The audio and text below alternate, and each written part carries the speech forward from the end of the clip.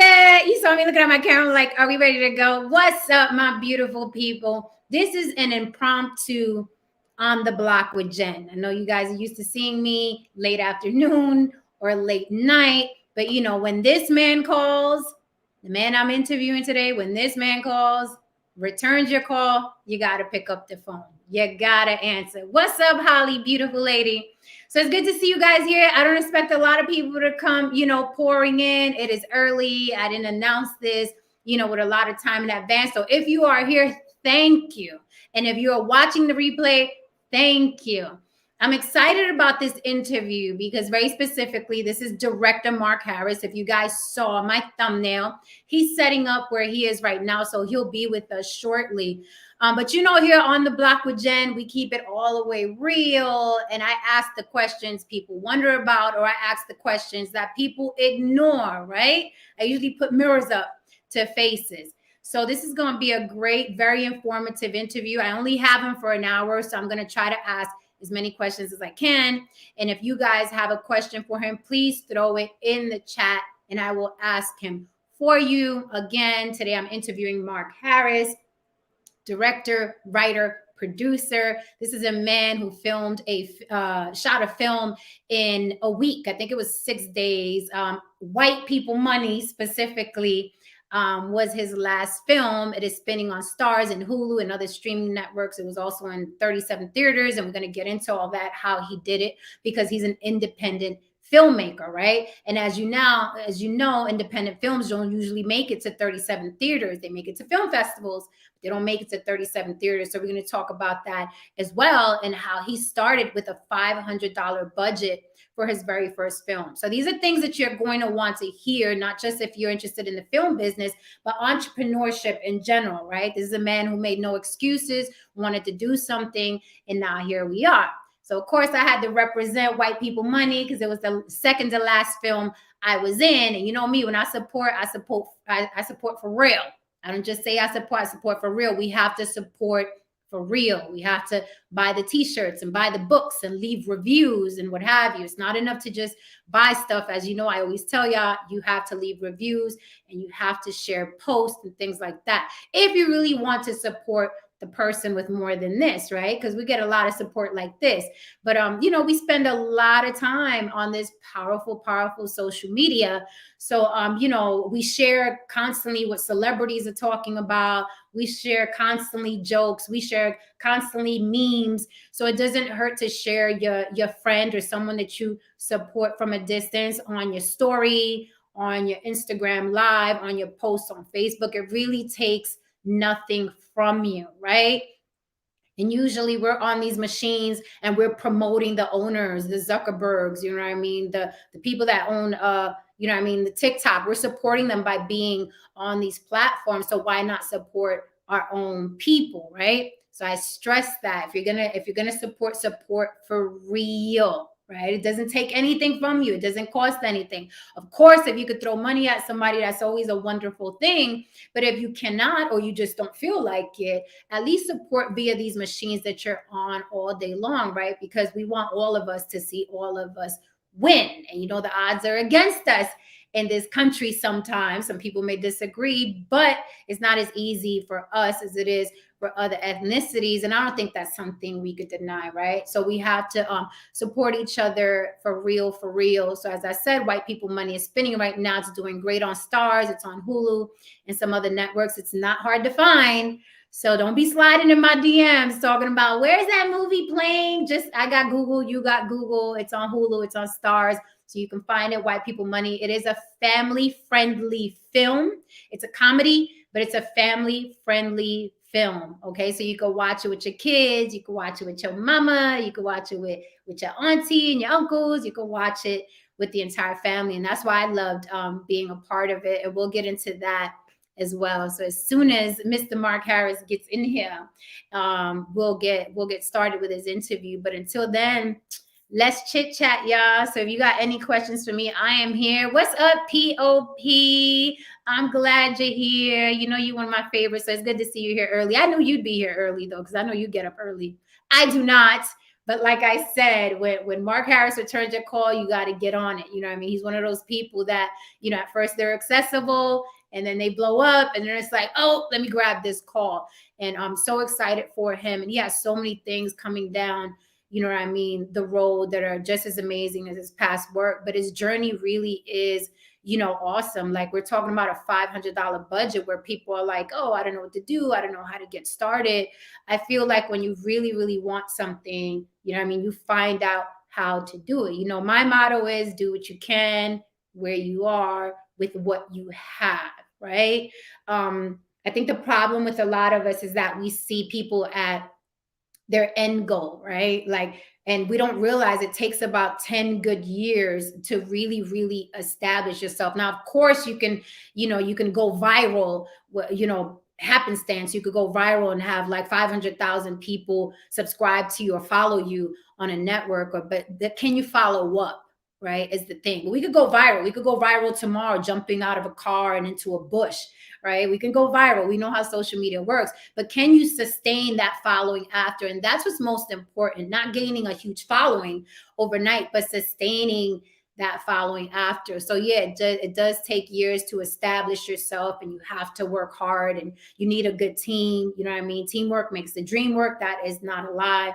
And I'm going to discuss that with Mark as well, because he has an amazing team around him that I was, you know, I had the privilege to meet and work with when we shot White People Money in under a week. The man did the film in under a week, and it's a wonderful film. And, you know, I think that's a goal now. After hearing a lot of independent filmmakers, after hearing Tyler Perry can shoot like in a week, everybody's shooting for that now, thinking they can do it. It is not an easy task. I wouldn't recommend shooting a film in 6 or 7 days unless you're really skilled and your team is flawless. It is not easy, right? Especially if you want to deliver a great product at the end of the day to your viewers. So a lot of people trying to do this, you know what I mean, this speedy stuff with films, but I would say be careful with that. All right, guys, so glad to see you here early. So Mark Harris is backstage, and let me bring him up so we could start this because we don't have him for long. So we have to take advantage. Yeah. Mr. Harris. What's up? I apologize. I owe you some extra time. You do always Okay, like, how you you're doing? late. Good to see you. Oh, yeah, Good to see you. I'm here. Yay. Likewise. How's everything going with you? Everything is Vegas? awesome. Vegas is beautiful. I had to get out of the snow. You were in the snow, man. I can't do snow anymore. I'm a punk now. Yeah, I'm all the way in the boom. You are. I'm so happy to see you here. You know, you always make me smile. So let's jump into this. You want CP time, but it's okay because a lot of my people not even awake right now. So I'm hoping they catch the replay. But I was just telling them, I said with Mark Harris. Huh? Say again? It's late. It's late on the East Coast, but on Sunday on the West Coast, these people are, you know, just leaving church. Okay. Okay. So I was just telling the people just a teeny tiny bit of what I know about your career, because I wanted I wanted it straight from your mouth. No one explains it better than you. But I was giving them, you know, just a little bit of what I know about you. So let's get started, because I do see people in the room. What's up? Welcome, everybody. I'm interviewing director, producer, writer Mark Harris today. I'm going to drop some gems for you. We don't have him for long, but we're going to take advantage while he's here, right? All right, guys. So Mark Harris, as you saw, I wrote on the thumbnail, $500 budget. And everybody wants to know, how on earth can you shoot a film with $500? Can we start there before we get to the huge meat and potatoes? Yeah, but the one we shot for $500, it was basically a comedy show. And what we did was very simple. We took some comedians. We had comedian Ballhead, a BLT, and a few other comedians. And what we did was we took these comedians into a barbershop. It was called Barbershop Jokes. And we just had an audience, and we set up a mic, and set cameras up and with lighting and things like that, and we shot a comedy show inside of a real barbershop. And what we did was, I worked with Ricardo Islas, who I work with on plenty of films that we shoot together. And he shot the film for me. He edited the film for me, which is basically a stand-up comedy show. And what we did was, I went out once the film was done. I packaged it into a DVD. And this is like around 2000 and I want to say 2005. This was when DVDs were pretty hot. So I packaged it into a DVD, got them duplicated, went out door to door, and sold the DVDs. And eventually, we sold the film to a company. After we made so much money, we sold the film off to a licensed the film off, I should say, to a distribution company. Okay. Can you talk a little bit about licensing, what that means, like why people are able to see a film, let's say on a Netflix, and then not see it anymore, but then see it on Hulu like 3 years later? Can you explain that? Yeah, so normally, typically what we do, we license the film. We license our content out. That's what we're supposed to do. There are filmmakers who actually sell their content, but typically what I have done with majority of my films, I will license my film out, meaning that instead of just selling it to like a Netflix, and they give you a one-time fee, and you just go about your business, you never ever see another penny, because that's the way it is. That's the deal that you made.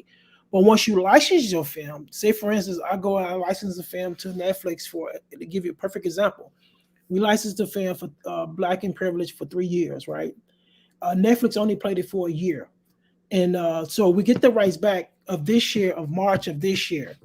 And then once I get the rights back, what I'm going to do is I'm going to go and relicense that movie. And we're going to make more money off the movie based off the fact that we licensed the movie and we didn't sell it. So we're able to, and then say for instance, 50 years from now, when if I'm dead and gone, I'm able to leave those films that I still have ownership in to my children. And if they're smart, they would know how to, which they are going to know how to work those films in terms of continue to license those films out. And then when they're gone, they can leave those films to their children. So it's always wise to license your film and not sell them. Okay, that sounds great. So you recommend, not because most people will be thinking about the quick money, the big check, right? So it's like if you sell your film to a streaming network, you get that fat check, but that's all you get from that network. So you recommend licensing it because generationally, your children and your children's children can benefit. Because some people would just want that big check for their next film, but you recommend licensing. Well, and just be careful when we say big check, because a lot of times these distribution companies are not cutting big checks, okay. So they may, so say for instance, if you make, I'm gonna give you a perfect example. Right? So there's a film we're planning to make for $300,000, right? And so what we're going to different companies to get MGs. MG is a minimum guarantee. So a minimum guarantee basically saying that once this film is done, this is how much we're going to give you to license your film. So I took the film to one particular company, and I'm like, who's expressed interest. They say, okay, we want to license this film, your upcoming film. And so, okay, it's cool. Just send me an offer. So different companies, what they do, they send offers to license the film, right? And they sent the offer. Now, I already told them that we're making this film for $300,000, and they sent over a license offer for $15,000. And my response to them was, "This is an insult. It's an insult because this is what they do with black content, right? They don't think our content has value. They give us lowballers all day long because you do have Black filmmakers out here who are giving their films away for free, and when you're giving your films away for free." And that devalues a lot of other content in terms of what other independent filmmakers are doing out here. And so I'm like, there's no way. And the guy was like, Mark, you know, what are you looking for? I already told you what I'm looking for. The film is being made for. I told him, I said the film is being made for $300,000. If you came back with a license fee of $15,000, there's no need for us to even have another conversation. There's nothing you can say to me at this particular time to make me want to do business with you. And this is my conversation I had with them. That you can say, Mark, I'm going to give you the $300,000 to go out to make the film. No, from this point on, there's nothing you can say in order for us to make this movie. You know what I'm saying? Because it's all about integrity. For you to offer someone $15,000 off of a film that's going to be made for $300,000, that already tell me the future. There's no future in terms of building a real relationship or working relationship with this company. So I moved on. You know, and this is how we have to treat these distribution companies, right? If they come with these offers, there's no way that this company or these companies are going to deal with you with integrity. I'm talking about long term.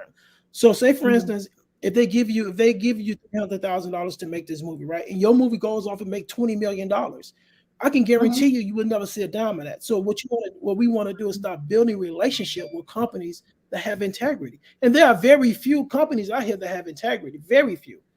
I mean, very few that have integrity. But we have to find these companies, and those are companies we have to deal with.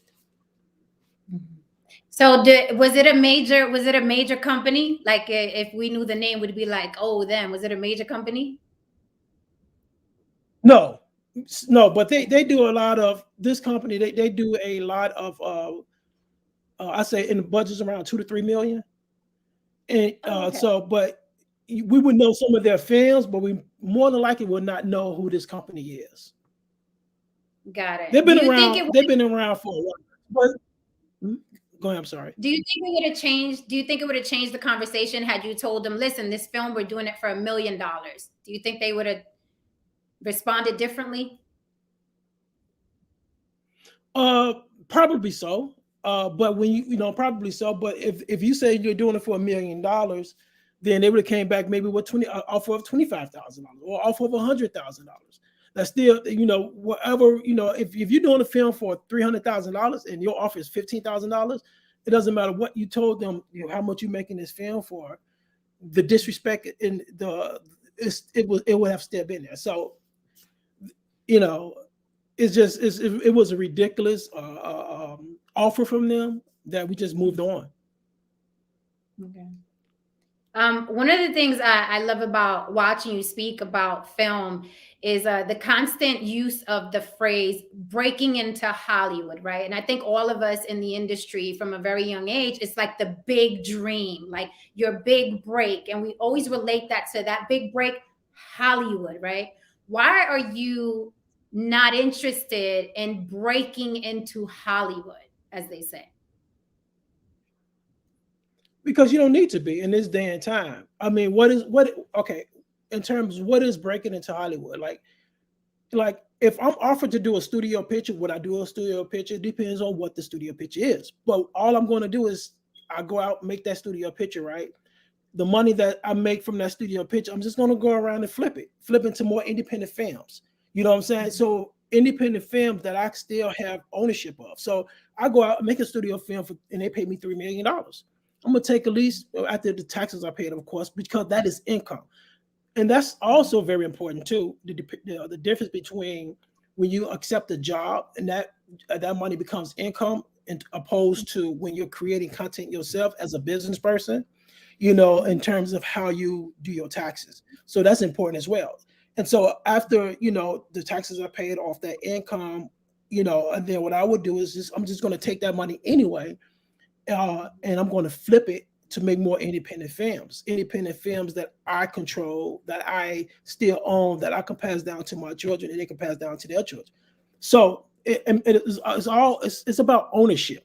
It's always about ownership. And if you look at even the music business, if you look at Prince, Michael Jackson, Whitney Houston, so forth and so on, they all talked about the importance of ownership.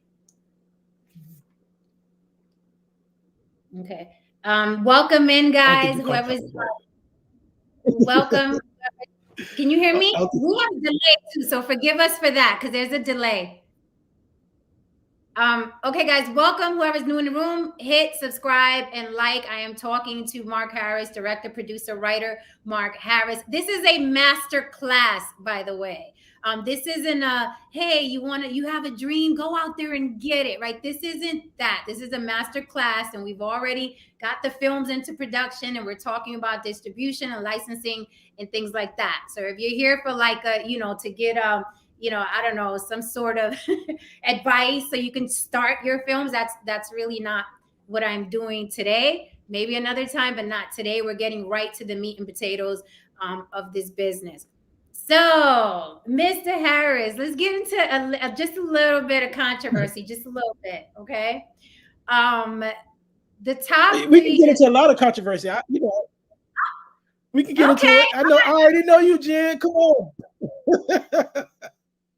I follow your show. All right. Okay. So you pulled up to the block. Okay, cool. So 50 Cent, 50 Cent just announced that he has the top 3 TV shows, okay, watched among Black households. The top 3, right? So let's talk a little bit about Stereotypes, because as you know, those top 3 shows are about drugs and drug dealers, right? And I'm torn. I'm torn as an actor. I'm torn, right? Because I feel like everyone has a story that deserves to be told, from the maid to the drug dealer to the CEO to the entrepreneur to the drug addict, you know what I mean, to the singer, to the actor, to the single mother. I think everyone's story deserves to be told. But is it problematic that his top 3 shows are most viewed in Black homes and they're all about drugs and drug dealing? Is that problematic, or is this man just producing shows about stories about people that have sold drugs or and are in their life? What do you think about that? That's a great question. Here's the thing. Thing is, we can't fault 50 Cent because his shows are number 1 and 2 and 3 in Black households. We can't fault him because of the content that he's creating. We can't expect, like, 50 Cent is a street guy. We know 50 Cent, based off, his music and who he is. That's him. That's his reality. That's what he knows. He's only producing, like all of us, we're producing what we know. And since he's producing what he knows, that's his lane. You know what I'm saying? So, and we can't follow him because he's in his lane. He's producing what he knows, and his shows are very successful in Black households. The same with Tyler Perry, right? We can't expect a 50 Cent to produce a movie like Black Coffee. You can't expect Mark Harris to produce a show like BMF. That's not my lane. That's not what I know. You know what I'm saying? You can't expect Tyler Perry to produce BMF. Like, if Tyler Perry came out and produced something like BMF, I'm like, what the hell is going on? We can only expect, so I don't expect Tyler Perry to be 50 Cent. I don't expect 50 Cent to be me or me to be 50 Cent. We're all in our lane. We're all doing what we love, and we're creating content. Now, we can't help the fact that 50 Cent and Tyler Perry, 50 Cent's shows are 1, 2, and 3, and I think Tyler Perry is a 4, 5, 6, and 7. Which is on BET. And then you have The Shy, and then you have Insecure. Those are like the top 10 shows in the Black household. We can't help that. I mean, the thing is that it's not their fault. It's not 50 Cent's fault. Now, if we're going to blame anybody, then we have to blame Stars. We have to blame Showtime. We have to blame HBO. We have to blame BET. Now, why I'm saying blame these content providers or distribution companies or broadcasters, right? Because at the end of the day, they need balance. You know what I'm saying? So for every BMF, you should have a Black Coffee TV show, right? Or for every Tyler Perry show, then you have something like a BMF. So that we need balance. Like in the 90s, the great thing about the 90s and the 90s music and the TV shows is there was balance. So for Boys in the Hood, you had a Love Jones, right? And for Straight Outta Compton, you had a Love and Basketball. So you had that to balance it out. But I'm saying equally, right? So you had these movies at the shows, and you had the film critics, and you had the major media outlets. They were giving all of this content the proper attention that it needed. So when it came to even our film, White People Money, right? It was a film dealing with economics, and that's the reason why. There's a reason why I'm not promoted among the mainstream, because the thing is that we all know that there are three sciences that never teach Black people, and one of the sciences, a science, was the art of business, which is economics. You know, even when the NAACP started, right? You can deal with they told the board, you can deal with politics, you could deal with marches, but never deal with economics. So if you look at a White People Money or Black Coffee or My First Love or stock options, the root of those stories are talking about ownership, is talking about economics, is talking about doing for self. So of course, then I'm never. I mean, I don't feel any way about it. Of course, I'm never going to be promoted to Black people, because I'm just not going to be promoted to them, and I don't expect the mainstream to promote their demise. You know, it's just as simple as that. So I don't expect 50 Cent to do what 50 Cent is doing. I don't expect Tyler Perry to do what Tyler Perry is doing.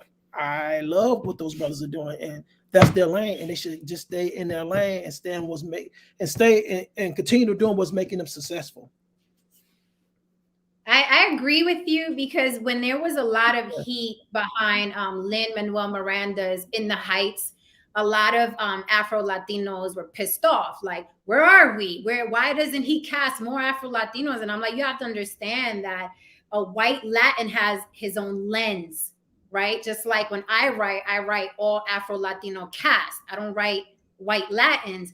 And I think sometimes, because we're hypersensitive about race and ethnicity now, it's like we think we belong everywhere, and we forget that there are lanes, right? So when I saw In the Heights, I enjoyed it. I was happy that it was an all Latin cast from all different colors. I didn't need to see two Afro Latino leads. I didn't need to see it.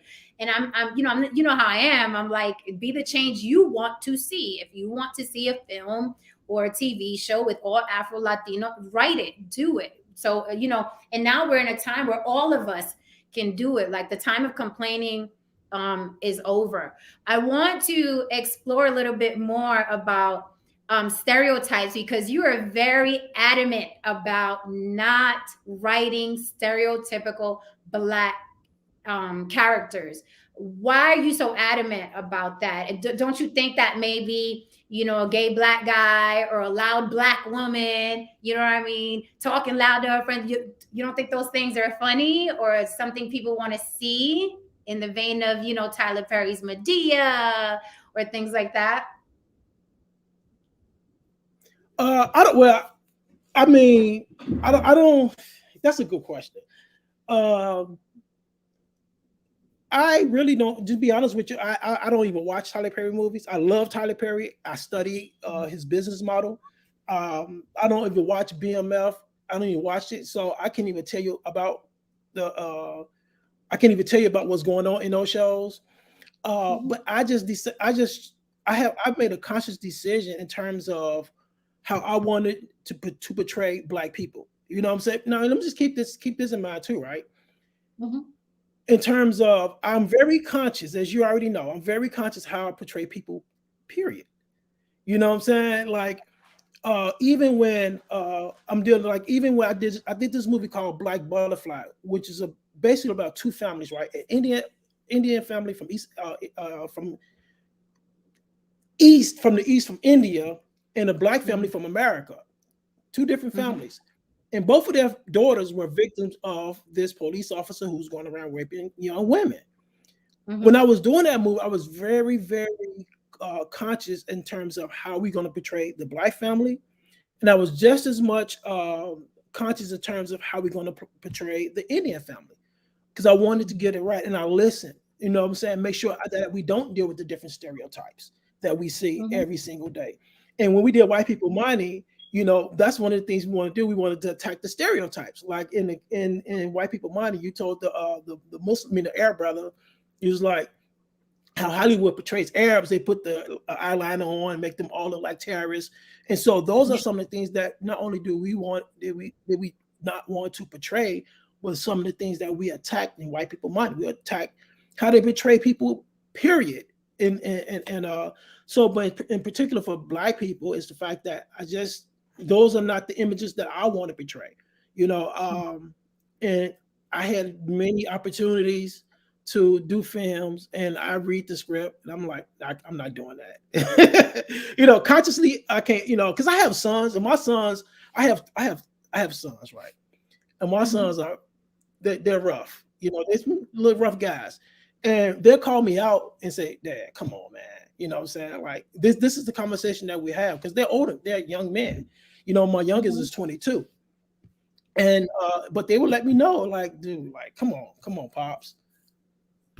What is this? So so I consciously do not portray Black people in that. I just can't, to be honest with you, right? I just can't see myself directing anything like that. You know, Black women over the top, or Black men, you know, I just can't see myself directing anything like that, you know. But that's just me and who I am, and a conscious decision that I made, you know, because overall, the Black community, the condition of the Black community is much more greater than me making these films. So when I make these films, I always got to look at the bigger picture. We always have to think for the whole, and think how we're going to portray Black people in America. How are we going to portray Black people in Puerto Rico? How are we going to portray Black people in Africa? How are we going to portray Black people in the Caribbeans?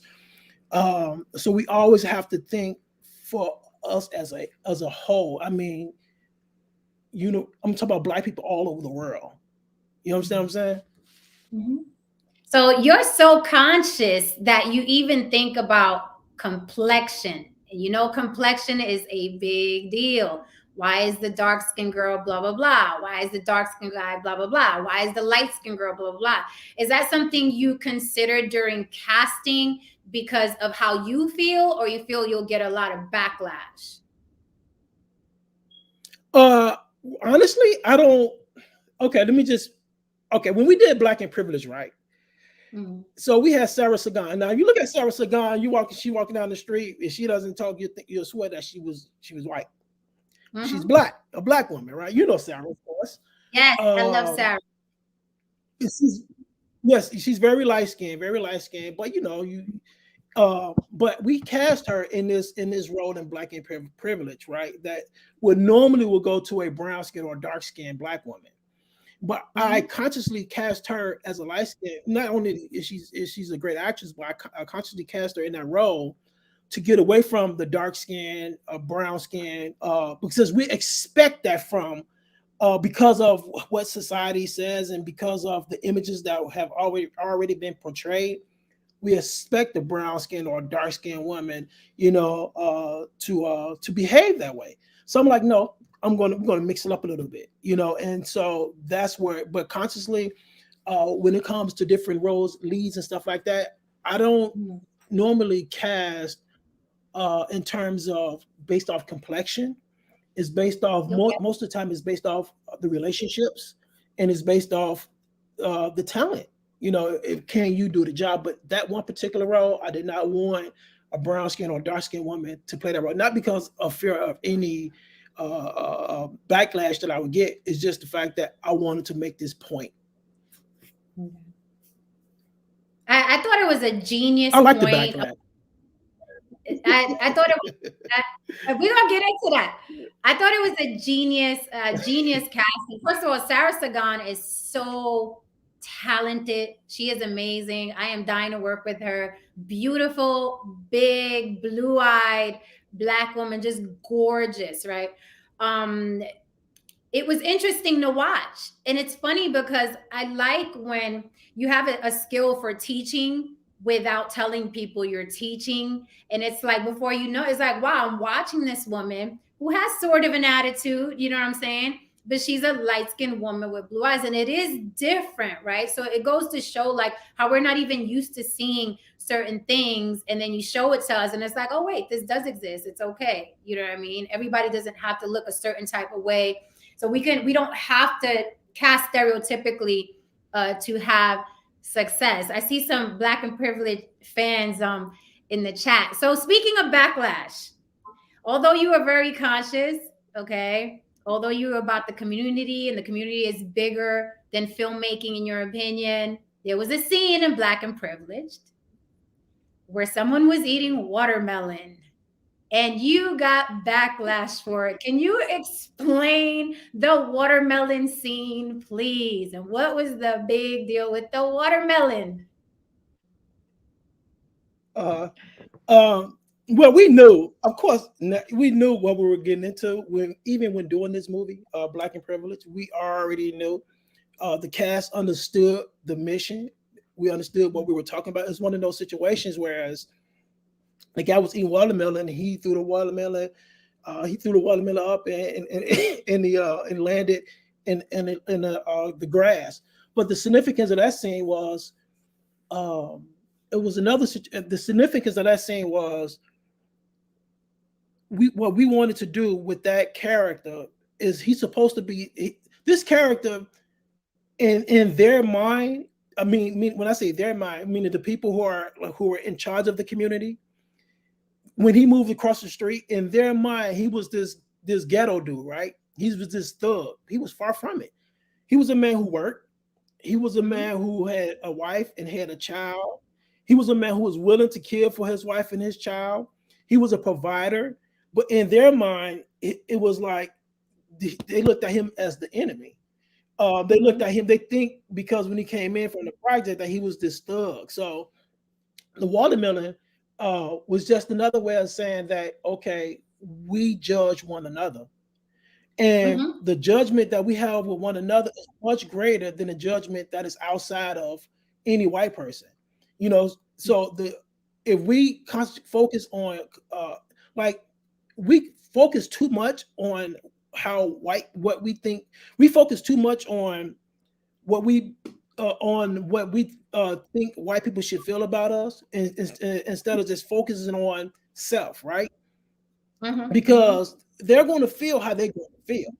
You know what I'm saying? And as long as, so what we want to do was, what we did with that watermelon scene is that fact that we judge each other, and our judgment of each other is way more damaging, is way more greater than any white person that's alive can ever do to us, because self reflection, self doing, it's just we have to look at ourselves and do better in terms of how we treat one another. I love that. So it's funny that you did that scene to show how harshly we judge each other, and yet you were judged for putting a scene in a movie about us judging each other. So it's like you can't win for losing. But I 100% agree with you. I've heard too many times from our lips, white people don't do that. Well, white people, but if it was a white person, I'm like, I'm not concerned with what white people are doing and thinking. Like, stop. That's like the bar. And I refuse to make it the bar for myself. I don't care what they're thinking or doing. It's so much more damaging what the person next to you is telling you and thinking about you, right? Because they're in your environment and in your vicinity. So if you have a film and 500 Black people is saying it's whack, you know what I mean? It's so much more detrimental than some white critic that is like, oh, I'm not feeling this film. And I don't think people realize how harshly we judge each other and how damaging it is, right, to what we're trying to do for the greater good. So I think I thought that was interesting how people were mad at you. Speaking of the backlash, you get a lot. You get a lot. I get backlash, but I bathe in it, right? It's yeah. Not as much as you. Not as much as me. I get way. Well, yeah. And look, I'm like, go ahead, continue the backlash, because as long as they're backlash and they're talking, they're promoting and they're pushing the content. Absolutely, and that's what they don't realize, that the backlash is the new marketing plan, really. I'm like, you keep saying the name, just make sure you spell it right so they know where to find us, right? So it's like it's the new It's the new marketing plan. So let me ask you before we get into Black Films Rock, because Black Films Rock is amazing, which is your Facebook page for Black films. Absolutely amazing. But before we get into that, I want to get into something that's very important. You also speak about people that, you know, they're successful in our community and then they keep all the jewels and information to themselves, because there is like a crab, you know, a crab eat crab mentality where it's like, I don't want to tell you how I got on, right? Because if I do that, then you're going to be in my space and there's only room for me. How do you feel about, because I know you've given tons of free advice on YouTube, especially during the pandemic, on your Facebook page and on your Instagram page, like tons, right? So when I hear people say, well, I don't know how to start, I'm like, you have to look for it, because people, and I always recommend you, but I recommend your old videos. I know you're not available like that anymore, but do you think there's some truth in when you give free advice, it's not appreciated and it's not taken seriously? Because you've given a lot of free advice. How do you feel about giving advice now? Only among our people. And here's the reason I say that, because okay, if we study the success of the Jewish community and why are they so successful, right? And they always giving each other free advice. They're always giving each other opening the door for one another. But they're not dealing with the same self-hatred as that we have to deal with. And so to give free advice, you know, there are those who want to take it and they're going to move with it. And there are those who's going to listen and they're not going to do anything with it. But that happens among the human family, period. That's why you have so few people who are successful in this world, because everyone, if you listen to Robert Kiyosaki, if you listen to Grant Cardone, if you listen to Peter Schiff, if you listen to these, you know, if you listen to, these are some of the economists and these financial gurus who are out here giving free advice, right? But how many people are going to actually take this free advice that they're giving and go and work it? And so it's the same thing with me, is the fact that I can give it, and it's up to those people or that person to take it and use it for the benefit of themselves and their community, their family, their country, and so forth and so on. You know, so I don't look at it and say, okay, I'm not going to give the free advice because people don't appreciate it. But there are those some who do, you know, who definitely appreciate the fact that what we do and the free advice that we get, and they go out and they make it work for themselves.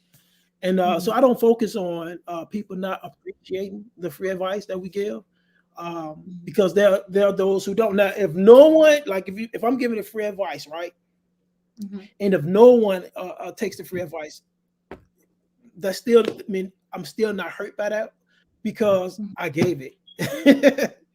But we have to study different communities. We have to study what makes the Indian community in America so successful. We have to study what makes the Jewish community in America so successful. We have to, instead of downing these people or clowning them or calling them racist for their success, we have to study and say, okay, why are these people so successful? You know what I'm saying? But that we depend too much on, and I'm sure a lot of people are going to talk stuff about this, but we depend too much on the vote and not too much on economics. And you're looking at the Indian community, you're looking at the Jewish community, they understand the importance of the science of economics. They understand the importance of family. They understand the importance of putting your resources together. They understand that. That's why you have, even in Hollywood, you have Black producers who come and they go, right? Why do they come and go? Why do they only last for a certain period of time? Because when you get in, it's this mentality as far as, I'm comfortable in this space by myself. Because if I bring brother so-and-so or sister so-and-so in this space with me, they may outperform me and I may lose my job. No, you bring your people around you and you start to build. You start to build, and when you start to build, you start to build things up like a Nollywood, right? And I always tell my brothers and sisters, my Nigerian brothers and sisters with Nollywood, as we talk, say, please do not give Nollywood over to anybody, because what they're doing in Nollywood is something that we should, like, even our Nigerian brothers and sisters, like what they're doing in Hollywood is something that we should emulate in America. I know we say black. There's no such thing as black Hollywood. No, there's that is a lie. There's no such thing as black Hollywood. Where's our distribution platform? You know what I'm saying? Where are our black entertainers who are pulling their resources together, right? And they're saying, oh, we're going to invest in this brother, right? We're going to invest in this sister, right? You know what I'm saying? Like we have this niggardly attitude towards one another where we're so afraid that someone is going to outshine us. So the shine or being seen is way more important than the development of our community.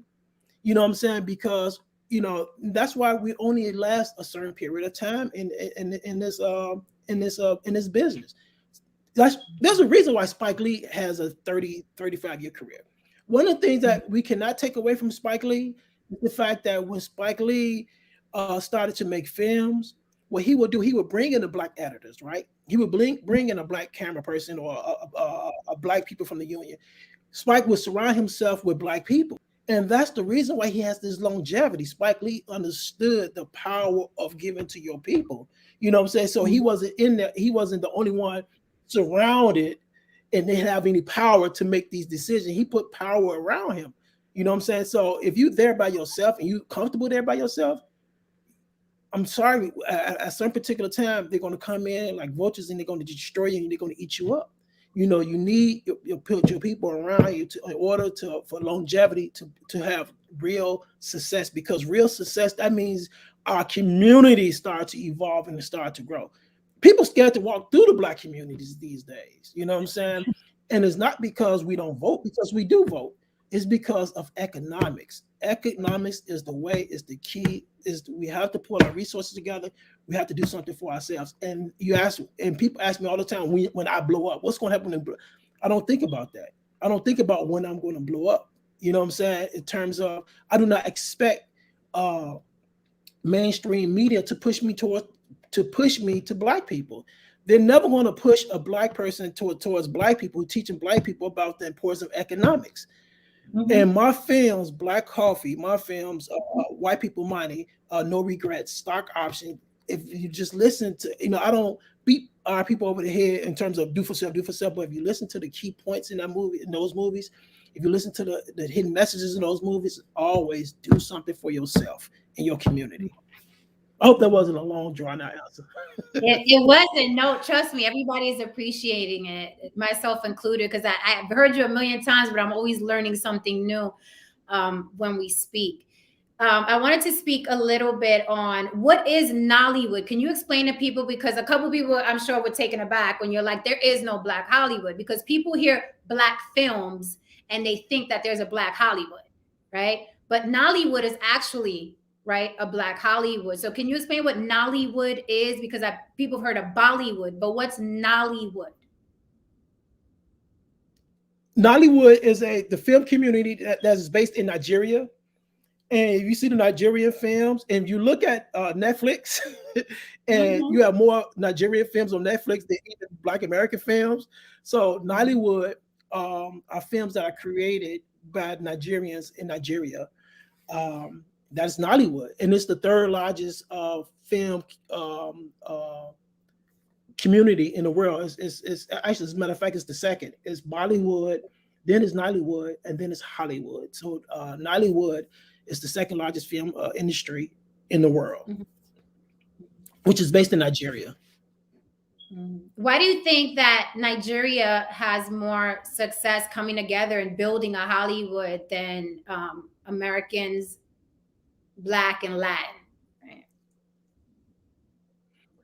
I don't, because Nigerians don't deal with the same. See, so I think one of the things we have to understand, even though Nigeria was colonized, but at the end of the day, you still have Nigerians who know their own language, their culture, their God, so forth and so on. They still have that culture intact, even though it was colonized, right?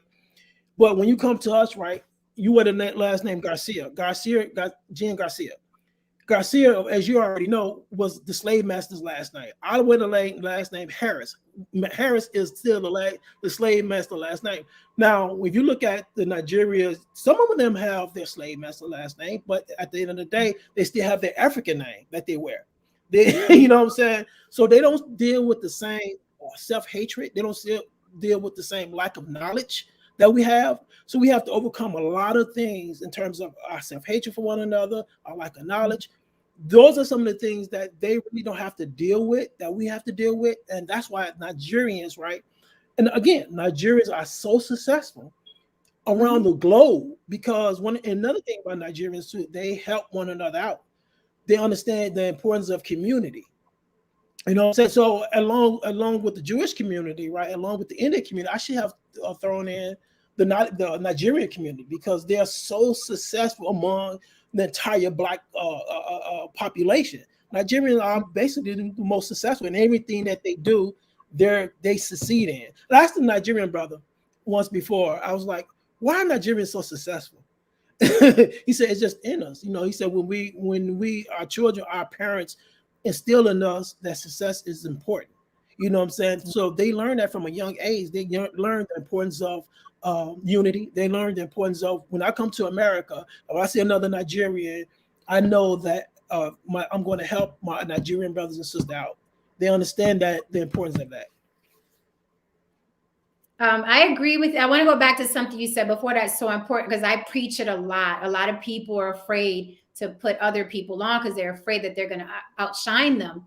And I tell them if they put somebody on and that person's outshine them, then use it as an asset. Consider it an asset because that person may be able to get you in a door that you're not able to get into. And some people may never look back, and some people look back and, you know what I mean, reach out for your hand. So I'm never nervous about, you know, it's cliche, but what's for you is for you. So I'm never nervous about putting other women on or things like that, because it's like we are all in this together. There's strength in numbers. And I think people forget that because they claim that, you know, there's so much competition. I don't view the world like that. I don't view this business like that. I don't think there's a lot of competition. I think there's a lot of people in the way.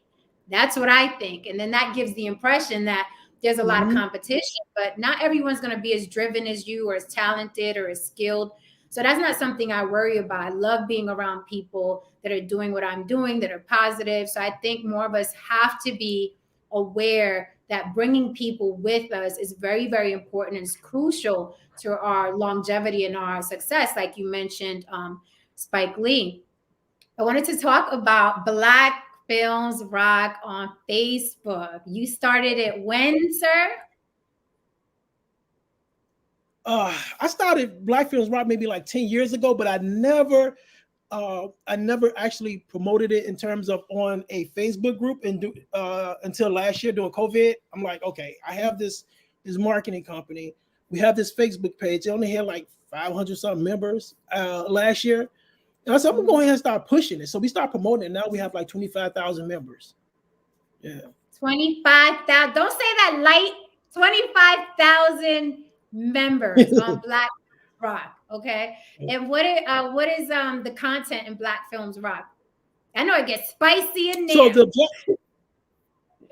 Oh yeah. So I tell people, I said when you post, I said what I love about the members of Black Films Rock, they don't care about your ego. And this is the type of and I try to really push this, the fact that people think I delete comments. Facebook deletes comments. I do not delete comments at all. So I get inbox, why you delete my comment? I don't delete your comment. And you know what I'm saying? I want people to be able to express themselves. I want people to be able, I don't censor. You know what I'm saying? I don't censor anyone. So I want people to go on there. So if you go on Black Films Rock, if you post it, people are going to challenge you. You know, they're going to challenge your content. They're going to challenge your comment. They're going to challenge you. And this is what I love about this group is the fact that, and people are always like, well, it's so negative. No, you know, everything can be about roses. Everything can be roses and stuff like that. So these are people who are going to let you know how they feel. You know, they're going to, you know, I know that it's for the society we're in, everyone wants to be politically correct, but our members are not. They're not politically correct at all. We have a great group of members, and a lot of people read, and they tell me, I read, and these people be going in like vultures. They be going in. They said, I'm afraid to comment because I don't know what they're going to say. Hey, just continue to read.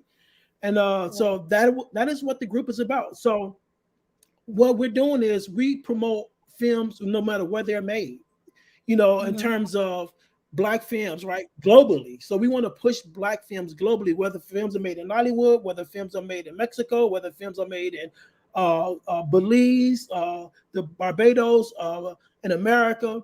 If you're a Black person and you're creating content, or if the film is Black content, please promote your film on Black Films Rock. We're definitely one of the top film groups, not just Black film groups, definitely one of the top film groups on Facebook. And what we're doing now, we're actually building out a site, we're going to launch February the 1st, where people can become members. And by becoming members, just in case, Facebook decides to shut down or want to delete the page, because this is a page where you can voice your opinion. This is a page where you can say, but Facebook's always censoring a lot of people in the group, but we just want people to be able to promote and to be able to share their ideas and to be able to express how they feel without being censored. If you agree with, if you disagree with what's the brother's name who dresses like a woman? I can't think of his brother's name. Not RuPaul, but the one was Billy Porter. So if there are posts coming in about Billy Porter, if you disagree with how he dresses or how he's marketed towards the Black community, you should be able to express that. And I don't delete comments because you disagree with that. If you agree with it, you should be able to agree with it. I don't delete comments because you agree with it. We need those opposing sizes to, in order, for the group to grow and for people to evolve and grow and to learn from one another. That's the most important thing. Do you think there's a difference between just opposing opinions and toxicity? Do you think sometimes it gets too vitriolic in the group, or people fighting against each other? Like when does it stop being criticism and just becomes vitriolic? Do you ever notice that? And what do you think about it? I do notice that. And it starts being that when people become emotional, become very emotional, and we have a tendency to be emotional because, again, we are very emotional people. And we when it starts to become personal, you know what I'm saying? And when it starts to become personal, that's when it's like, it's still with that. I don't mess with the comments, you know what I'm saying? Iron that shit out, but when it comes personal is when, I take heed of it. I'm like, okay, where is this going to go? But sometimes I really don't. I should spend more time reading the comments. So I try to go at least hour, 2 hours a day, just going through the comments and just reading the comments and and responding to some of the stuff.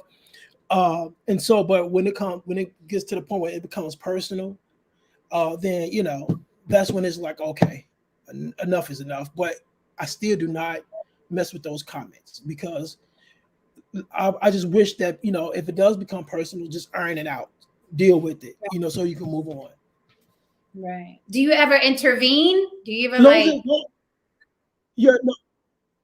only way I would intervene if I see two people going back and forth and they talking about now let's meet up here, let's meet up there, we can do this, do that, and then if a situation like that happens, then I just delete the post altogether. Or I have my team, they'll delete the post altogether. So when it starts to become violent in terms of, or if it becomes like to the fact that you're calling each other bitches, hoes, niggas, all that kind of stuff, and there's a nasty argument, you know what I'm saying? Then we would delete the post. And we have done that before. Now, we have deleted posts when it gets to that point. Not many, but we have. Okay, so it's a safe space. You just have to have some tough skin. That's all. You got to be prepared to have some tough. You have to have tough skin. And discuss. They come at me too. They come at the moderator all the time, or in the admin. So we sent out a post. We sent out a post with the Kardashians, And they were like, why is this in the Black Films Rock? Why is this in Black Films Rock? Why is this in Black Films Rock? You know, but the thing is that we look at the reports, right? We get the reports daily in terms of what people are watching, what people are sharing. And a lot of the more positive posts, people are not interacting with those posts. People are not sharing those posts. So we're always going to throw something out there just to prove a point in terms of we say we want something, but we really do not want anything, because you'll get a post like the Kardashian post will have 10,000, reach 10,000 people. But we put out videos with film courage when you're telling you how to find investors and the writing, and it'll only reach 500 people. You know what I'm saying? Right. So we say one thing, but we doing, you know, our behavior is totally different. Right. And I've been, you know, I've been on that end too. Like if I comment or post, they'd be like, why is she in here? She Latin. She don't belong in here. And I'm like, I don't have time to teach you history, but I'm here. Absolutely. So what's the future for Black Films Rock?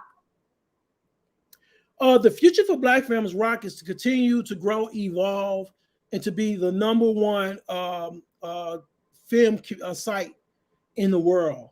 I mean, we want to be the #1 in terms of we want to beat out Deadline. We want to beat out Shadow and Act. We want to beat out. I'm gonna just name them. Variety, anything that's dealing with film. We want Black Films Rock to overcome and to overtake them. Not we just want it, but it is. Eventually, it is. We just continue to evolve and grow, because I don't think that they're giving us what the people actually need. A lot of sites are being too politically correct, and that's why when it comes to our film, White People Money, right? You had none of these sites cover the movie. None of these film critics cover the movie. It's not because it's a bad movie. It's not because it's not a funny movie. It's because they were afraid of the backlash that they were going to get for covering a movie called White People Money. You know what I'm saying? So I don't want us to walk, when it comes to Black Films Rock and the people who work with the site, I don't want us to walk in fear. I don't want us to be like those film critics or those different film blogs who are promoting out of fear or afraid to promote or afraid to cover things. You know what I'm saying? I want us to cover those topics and deal with those things that other people are afraid to deal with. So you basically, like I said before, created what you wanted to see, which is what I was talking absolutely. About. Yeah. Let's talk a little bit about filmmaking 101, because I do have some actors in the chat. What's your process, right, in casting? What actors do you like to work with? When you see an actor, right, what about them tells you, yeah, I need this person on board? Well, I'm gonna use you for a perfect example, right? I will see her post. I will see your post. And I'm like, she's conscious. I just find out that even with my writing, right, is the fact that I need people who can act, who are talented, but conscious enough to know what I am trying to say, because there are so many hidden messages in what we're trying to say. I need people to read it and to understand it and know how to deliver it. You know, I'll give you a perfect example in terms of when we did White People Money, is right. The actors in that movie knew what the mission was. If they didn't know the mission, and some actors, I'm gonna just keep it real. Some actors did not know, they were not conscious enough to know what we were trying to say. So a phone conversation, and you had to break it down to them. I'll give you another example. When I did the movie Black Coffee, right, I met with Darren Henson, and there were so many nuggets in that movie. So he and I met, and he was like, oh man, this is what you're trying to say. He understood exactly what I was trying to say. You know what I'm saying? And when it comes to Black Coffee, and when it came to stock options, Amy Joseph, when it came to No Regrets, Amy Joseph, we made 2 movies together, but he knew exactly what I was trying to say. Aaron Spears, when we did White People Money, he knew exactly what we were trying to do with that movie. You all just knew. So I look for actors who are talented and who are pretty much conscious and who know what we're trying to say with our movies. Well, I love this script. As soon as I got it right. I understood it right away. And the reason why I wanted to be a part of it was because I tell you a million times, it was funny on text. And it's not easy to be funny on text, right? Without the physical comedy, without the actor delivering, you can't really see the comedy. But I loved it because when I was reading and turning the pages, it's a page turner. And then it was funny on paper. So I was like, okay, this is gonna be dope. If it's funny on paper, it's gonna be funny, you know what I mean, in real life. And Aaron Spears killed it. I mean, White People Money is hilarious. And I was telling them before, it's a family-friendly film. You can watch it with your mother or your child. But it's very, very funny. And the way you just attacked all the stereotypes, right? The way you did, I thought was pretty amazing. But even more amazing, how many days did you film that in, sir? Well, we shot it in 6 days. Because you were there for how many days? 1 day. 6 days. We shot it in 6 days. 1 day. But you shot all day that 1 day, right? All day. Yeah, so we shot it in 6 days. I can't take no more. I gotta sit down. By the end of it, I was fried. Yeah, we had so much fun shooting that movie. Yeah. No, it was really, really dope. So you shot White People Money in 6 days. Did you expect, right? Some people be like, hell yeah, I did. Did you expect the success? I mean, 37 theaters, different cities, talking about Hulu, you talking about Stars. Did you expect it? Are you one of them people that is like, I know this is going to blow? Or were you surprised by its success? No, I knew. Oh. I mean, to be honest with you, I knew, like, I never do a film and I don't and not expect it to be successful. You know, White People Money, White People Money, I knew we had something. You know, I knew we had something because when you all were performing, I was like, we got something here. I mean, you already hitting every cue, and you already understanding every beat. I'm like, we have something. Like, we have something. And so when it came out, and then when we did the deal with Verdict, so I had a black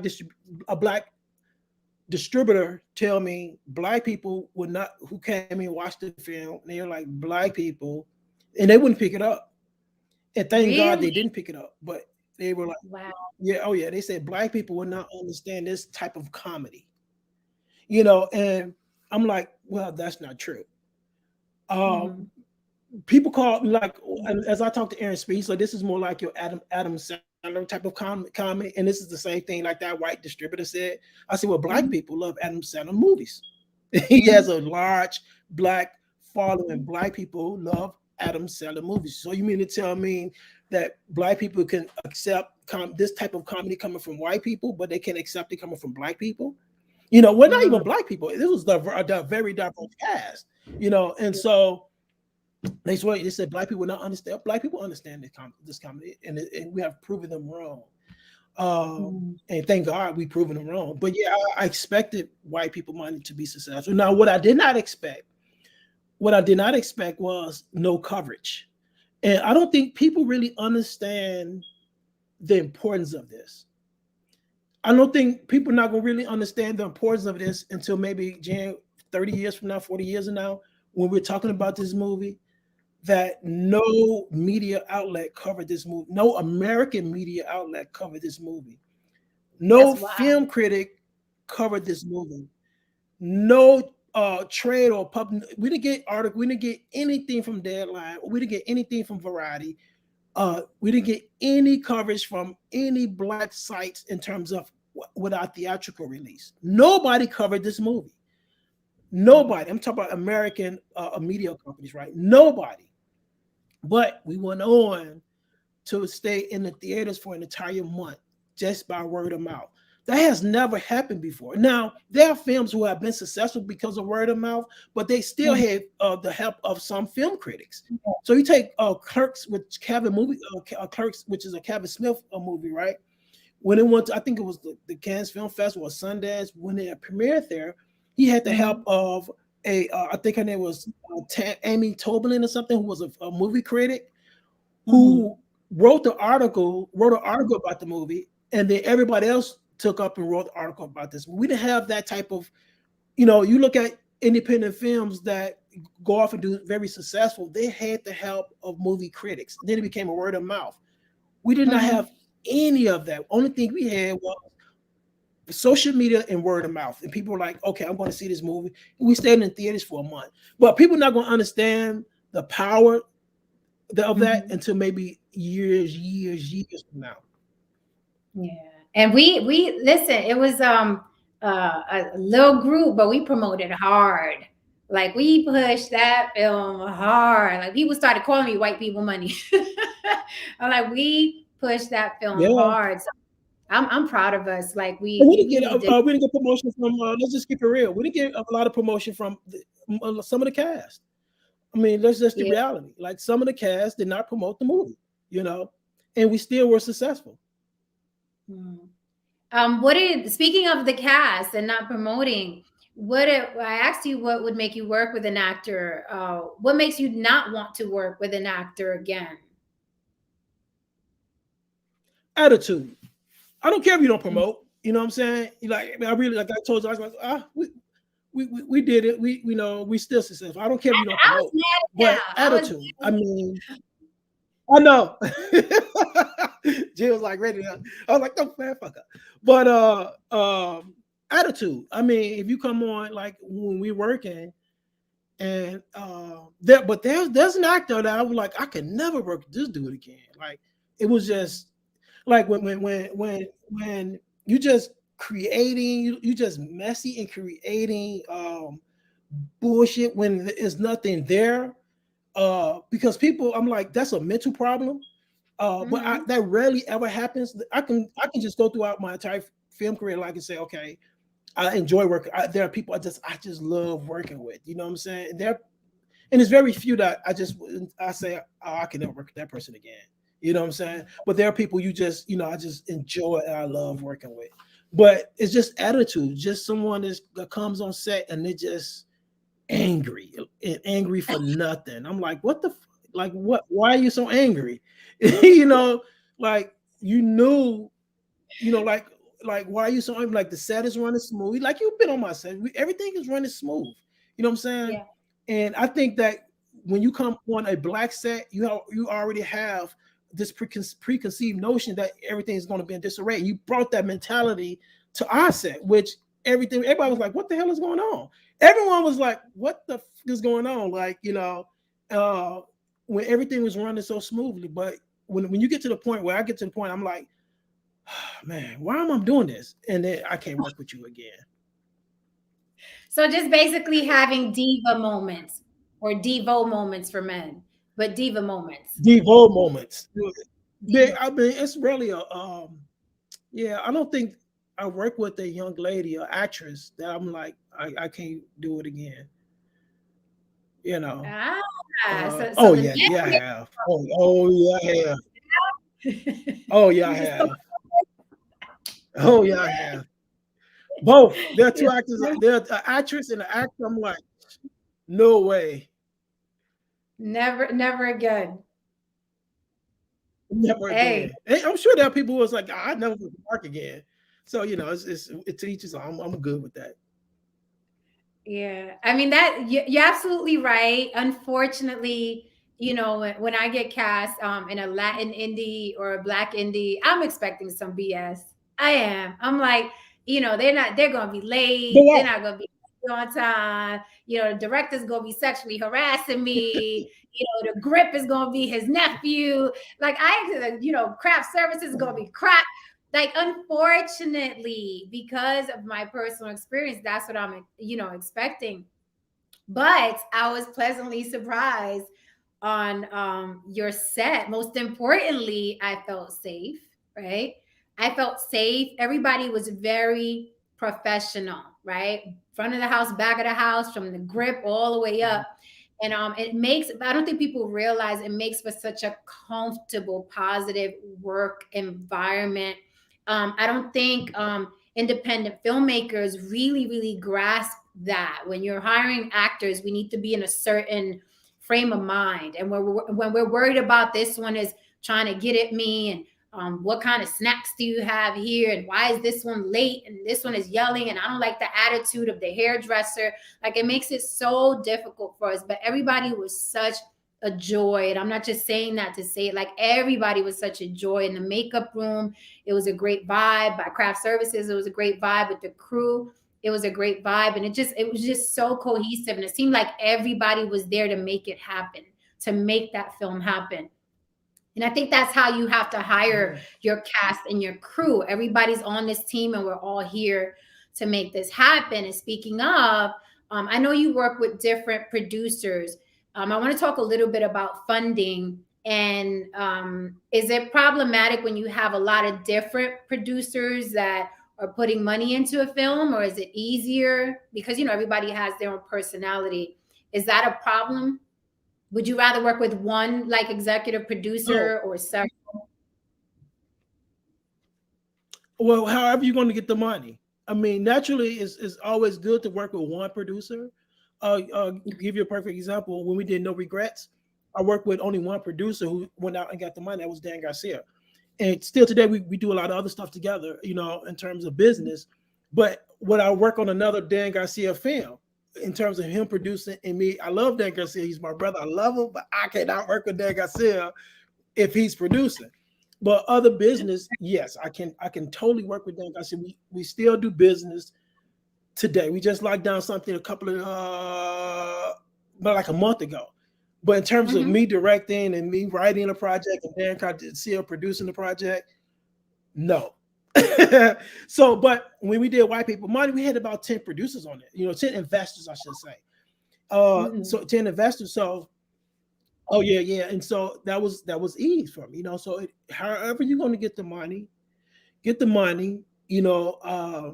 it doesn't make a difference. Whereas, as one producer or 10 producers, you got the money, you just got to make sure that your environment, like you said, your environment is a good environment to work in. Now, No Regrets was not a bad environment. It wasn't a bad environment to work, but there were certain things that I'm like, okay, I can't work under these type of conditions for a few particular reasons. He's not a bad brother. He's not a bad producer. It's just the fact that, when you have two people who see things differently, he does things one way. We're both, let me just put it like this. We're both bosses. He's a boss. I'm a boss. So if you get these two bosses in the room together, we're going to clash it a little bit, you know what I'm saying? And so that was the situation like that. But I love him. I love Dan Garcia to death. I love that brother. Yeah, I follow him on Instagram. Well, we have the same last name. Do you feel like you burned a lot of bridges since you started, or do you basically have the same team since you started? Did you burn a lot of bridges? Because I know I've had to cut people off for my sanity and for my productivity. So have you burned a lot of bridges, or you rolling with the same team from day one? No, I don't have the same team from day one. I haven't burned a lot of bridges, but I just don't use the same people. But I have burned bridges. And but the bridges that I burned was not necessarily people who were good for me in my career. There were people who, in one particular, was a person who wanted to keep me where in terms of wanted to control and keep me at a certain point in my career. There are people. Joe Budden said something. Joe Budden said something. I was listening to his podcast. This was maybe like a year ago, and this is when I think he was responding to Charlemagne. Charlemagne said Joe Budden always burned bridges, and Joe Budden responds to him, because we always hear this term, "Don't burn bridges," right? And Joe Budden said something. He said, "Wait, there are bridges that you need to burn, because on the other side of that bridge is oppression." And I'm like, damn, you know what? And that right there. When he said that, I was doing business with a guy, and when he said that click, I'm like, I have to burn this bridge. And when I burned this bridge, and thank God I burned this bridge, because had I not burned this bridge, white people would not have had the success that it's had through vertical. And this is not a knock on a person, but it was a bridge, a necessary bridge that I had to burn down. And keep this in mind, that because I burned this bridge, a lot of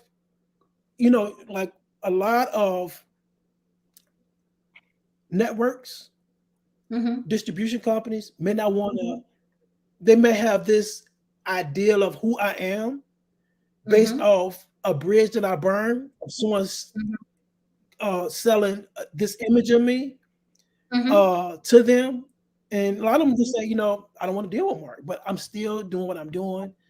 I'm still being successful in terms of getting my films out. But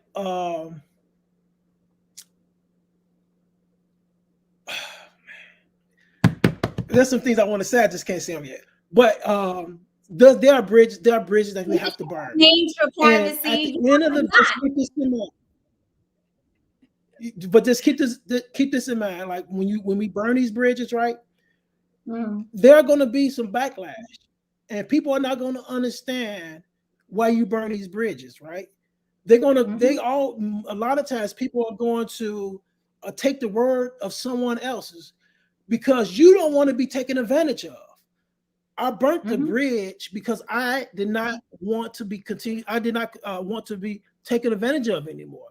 I didn't want, and because of that, you know, I had to let the person go, you know, because I refused to be taken advantage of, you know. And so yes, if a person, if you're in a relationship and you're not benefiting from that relationship, or the person's not benefiting from you, burn that bridge so you can go on to bigger and better things.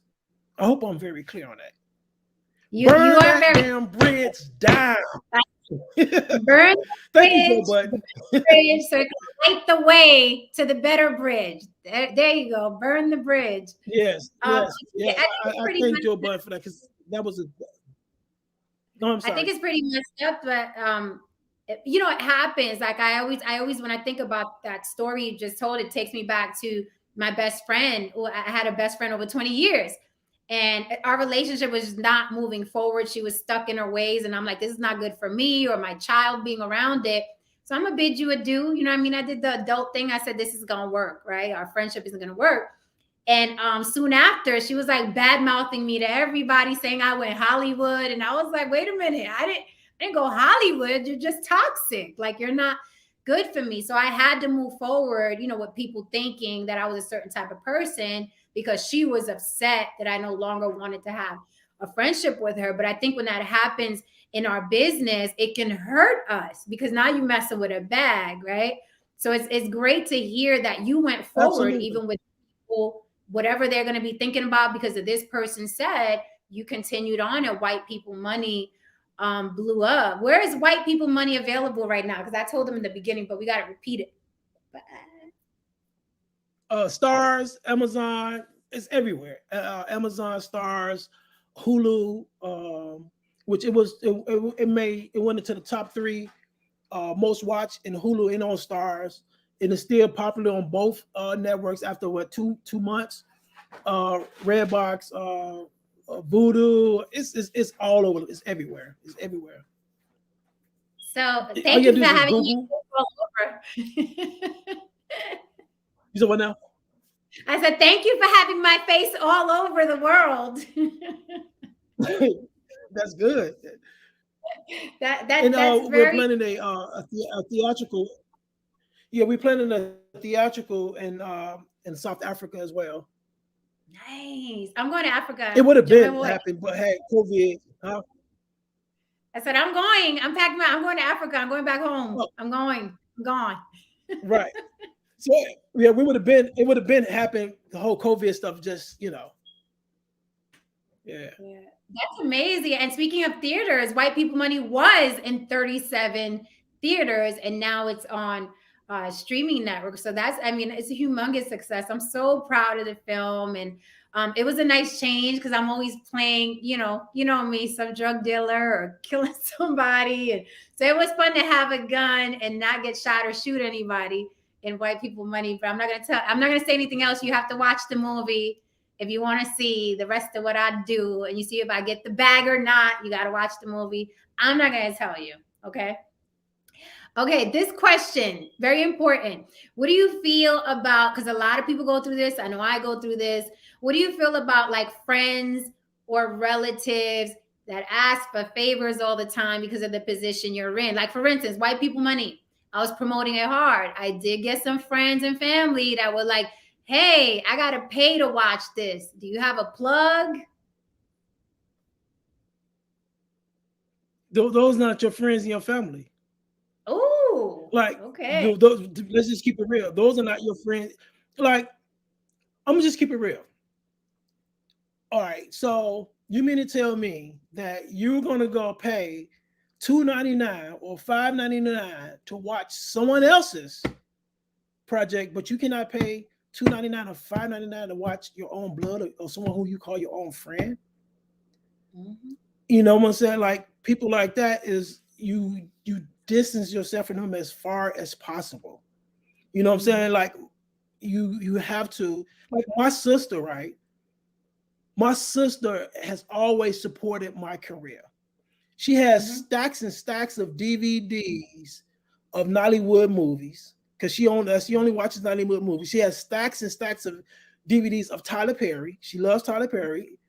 And she has all of my films, DVDs. Like, she actually went online and she purchased those DVDs. She has never once asked me for a free DVD. My sister purchased all of my films, everything.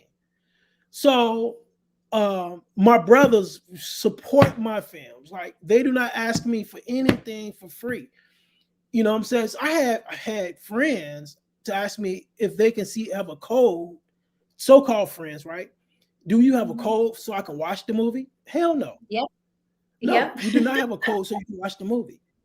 Those people, you have to, like, get them out of your life as soon as possible, because they don't mean you any harm. What is actually rooted in that is this envy and this jealousy and this self-doubt that and that you just really have to stay away from, because people project their own insecurities onto you. You know what I'm saying? So a lot of people feel, if I can't do it or I can't achieve, there's no way that this person can do it or achieve, because I know this person. So people like that, you have to really distance yourself from. You know, you distance yourself from them. Yeah. And it's hard because sometimes I think, you know what I mean? It's like people are familiar with you. So it ain't hard. Just do it. Yeah, it's like, and then people are cheap when they know you. It's like, and we see it happen with entrepreneurs, right? It's like, well, I know you, so I could get the t-shirt for free, right? You know what I mean? It's like when they're familiar with you, they don't realize that you are in a business. It's a business, right? So that I find that annoying. I appreciate everyone who actually sent me the screenshot of the purchased film and told me they saw it and things like that. I appreciate it with all my heart. If you're watching in the audience, I appreciate you with all my heart, because some people, and I will say, a lot of my people really, really looked out and paid for the film and watched the film. But, you know, there's always that relative or that cousin or that friend. Like, I ain't got to pay. Like, I literally had a relative tell me, oh, I pulled it up, but it says I got to pay. And I was like, yeah, just like when you go watch, you know, The Matrix or Eddie Murphy, or you got to pay. You got to pay for movies. That's what happens here. So, you know, it happens. We have to keep pushing. What do you have coming up next? Because you gave me my extra time, so I'm not mad at you no more. Yeah, because you know what? I have a dog, right? Yes. I have a puppy, and she's like 6 months now. And she's like, I have it in the crate. I'm normally no crater, and I have it in the crate because I crate it when I cook and stuff like that. Okay. And she's bumping the crate now because she's been there for a couple of hours. Like, what? She's a mellow one because you know they smart as heck. And she's like, where are we gonna go? What are we doing? So what we have a movie called Let Us. We have 4 movies, as a matter of fact, that we want to do this year. Okay. One is called Him versus Me. One is called Let Us Make Eve. One is called South Haven, and another one is called The House Behind the Tracks. So those are the 4 films, not that we want to make, that we're going to make this year. So we have one film that's going to be released this year, and which is called High Park. It stars Kenneth Okolie, who's a Nollywood actor. He's major in Nollywood. We have in stars Don Halfkenny, Corey Hendricks, who was in Black and Privilege, and Mhm. also oh my God, what's his brother's name? Javier Santiago.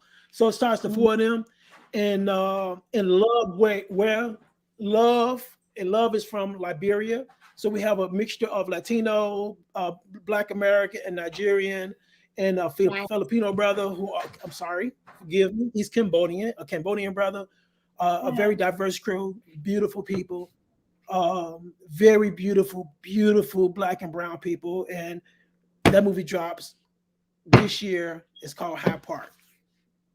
Okay, and which one am I in? My people want to know when are we collabing again? Which one am I in? Well, we're gonna definitely talk. Okay. You We hear definitely gonna talk because we definitely have to work together again. that? Okay, well, I'm saying, Mark, Oh yeah, then also we're in talks. We're in talks with the studio, with the network, and I can't say the network's name just yet. okay. But we're in talks with a network to bring White People Money as a TV show, and Yep. also Black Coffee as a TV show. So yeah, we doing it. Yeah. And don't just look for the future projects, people. Like all of Mark's films are really, really beautifully, done and written. I love No Regrets. I love No Regrets. I love Black Butterfly. These are Yeah. really family movies. I love No Regrets. You always like, why not? I love No Regrets. So just beautifully written, I see a lot of beautifully. other people love the movie too. I love No Regrets. So please look up his filmography, look up his IMDb. It's Mark Harris, Mark with the K. I'm so grateful that you're here. Like I was telling the people, you called me back and I had to listen. I had to take the call. When Mark calls, you answer the damn call. So Funny. I'm glad that you gave me this Why you want? But time. anyway, yeah, I love you. I Yes. love you. Yes. I have to go. I know. You'll be okay. Okay. Yes. I will be. uh, Thank you for thank you, being my here. sister. Appreciate you. All right. Okay. Bye All bye. right. All right, guys. So that was director, writer, producer Mark Harris. Give me a couple hours, or not even a couple hours, but I'm going to put in the caption all his information. Someone asked me who did his casting. I will have that information there as well. But give me about an hour because, Mama, like I said, this interview was impromptu.